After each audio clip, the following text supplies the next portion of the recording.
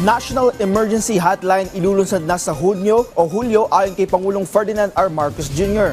Iniutos din ng Pangulo na doblehin ang presensya ng mga pulis sa lansangan.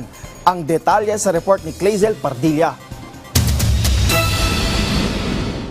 Mula sa pagluluto ng agahan hanggang sa paghatid sundo sa eskwelahan, hands-on si Janice sa kanyang anak para masiguro na maayos at ligtas ang pagpasok at pag-uwi mula sa paaralan.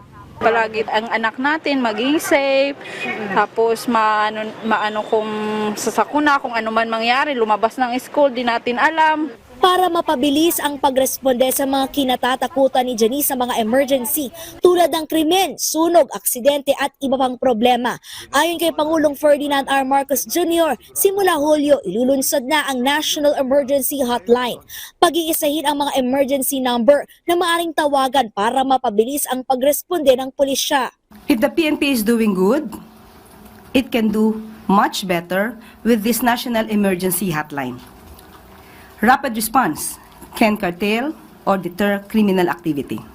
At easy access po for assistance or police assistance ay makakapagbigay din po ng 100% ng tiwala ng taong bayan sa ating kapulisan. Mas magiging alerto po ang police personnel at mas makikita pong madalas ang presensya ng kapulisan sa kalsada para sa kaligtasan ng taong bayan. Ipinag-utos rin ni Pangulong Marcos na doblehin ang presensya ng mga pulis sa mga lansangan. Sinimulan natin ang pagdideploy ng mas maraming pulis o yung tinatawag nating cops on the beat. Naging maganda naman ang feedback nito. Sabi ng mga tao ay malaki talaga ang natutulong pagka sila ay maging panatag. Una rito, inatasan ng presidente ang pambansang pulisya na hulihin ang mga sindikato at mga sangkot sa droga, panatilihing marangal ang hanay ng pulisya at pabilisin ang investigasyon sa mga kaso para makapagbigay ng agarang hustisya. Clazel Pardilla para sa Pambansang TV sa Bagong Pilipinas.